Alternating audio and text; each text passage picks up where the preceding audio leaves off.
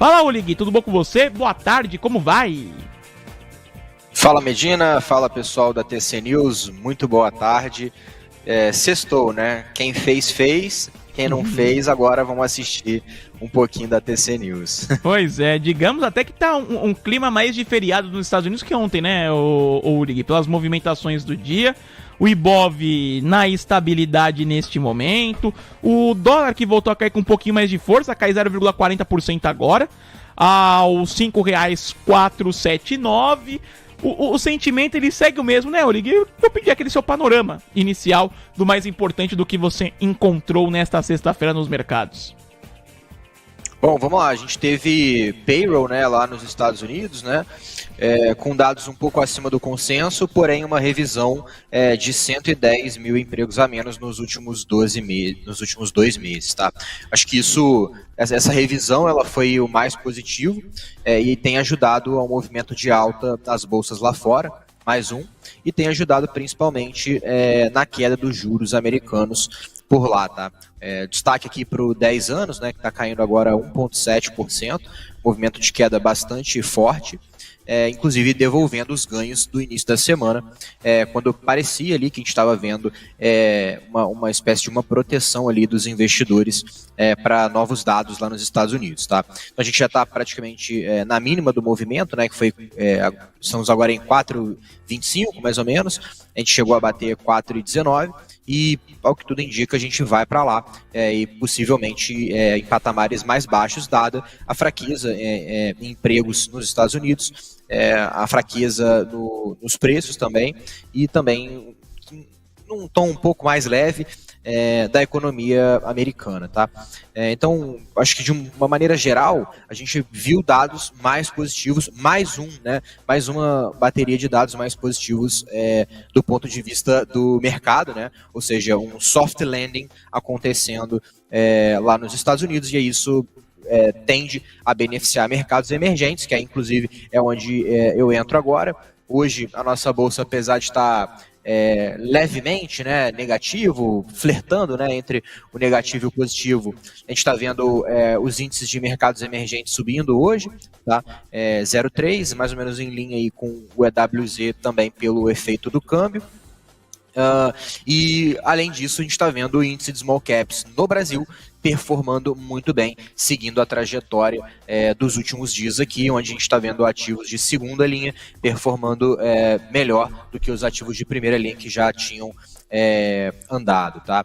Então, panorama, eu acho que a gente segue com uma mudança de storytelling bastante importante que aconteceu da terça para quarta-feira, né? A gente, na verdade, já tinha tido sinais que isso iria acontecer antes, né? Já tem 3 semanas que a gente está com esses sinais, mas que o storytelling, né, ou a narrativa mudou, foi no meio da semana para cá. Então, os ativos, eles seguem operando naquela, né? Dólar para baixo, bolsa de lado para cima, small caps para cima e DI para baixo, tá? Então, esse é o panorama da sexta-feira. Perfeito, legal, Ulig, às 3h42. Voltando, né, ao tema payroll e até complementar, né, um pouco desse seu raciocínio, o Ulig, ele reforça a expectativa ou o desejo do mercado do Fed cortar os juros em setembro. É com essa meta também que você trabalha, Ulig? Isso, eu sigo com esse call de setembro, já tem alguns meses, na verdade algumas semanas, meu call era julho, tá? E aí eu rolei ele para setembro, mas continuo acreditando no início de cortes em setembro.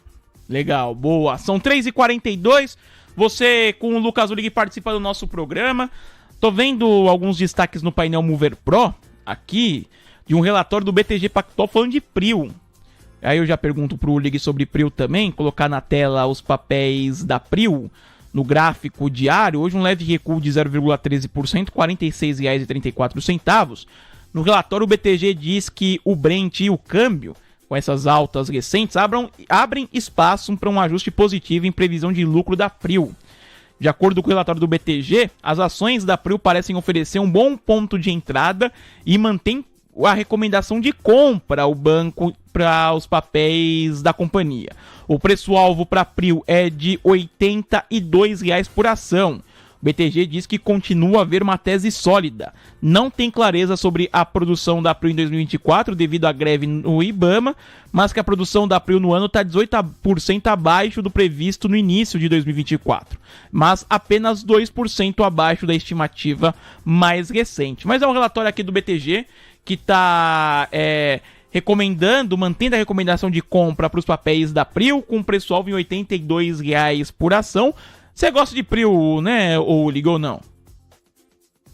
Gosto de Prio. Acho que quando a gente olha para múltiplo, você tem um retorno sobre o patrimônio bastante alto, sendo que um preço book, o preço valor patrimonial, é bem abaixo do que esse retorno sugere. Então você está falando, grosso modo, de 30% de ROI para 2,5% aí de preço patrimonial. Então teria ali um upside ainda quando você pensa em múltiplo justo, tá? Acho que outro ponto interessante é que quando você pega a 2025, aí aqui o BTG ele traz um ponto importante, né? A produção de 24 vai ter um impacto significativo por conta da greve no IBAMA. Só que olhando para 25, a empresa, dentro das discussões que eu tenho feito, está muito próximo de 2,5 vezes, 3 vezes EV/EBITDA, tá? O que é um nível bastante baixo também para a empresa. Então, acho o Prio um case bastante interessante. Eu prefiro, assim, 3R, né? Onde eu tenho posição. Acho que tem mais upside, me parece um case, não vou dizer mais óbvio, mas eu acho que a Prio hoje ela poderia se caracterizar como uma tese de valor, tá? E eu já imagino que a tese de 3R ela está mais próxima para uma tese de crescimento, tá? Então, o múltiplo da 3R ele é maior e ele deveria ser maior mesmo, na minha concepção. Então, assim, gosto de Prio e gosto de 3R, enfim, acho que cabe qualquer uma das duas no portfólio, se não as duas. Legal, Ulig. Faltando 15 minutinhos para as 4 horas da tarde. Fabinho Silva comentando sobre Bradescão, falando que é o único banco que está subindo. O Dranel fazendo perguntas aqui para o nosso Lucas Ulig. Eu tô guardando essas perguntas para passar para o nosso Ulig aqui no programa de hoje.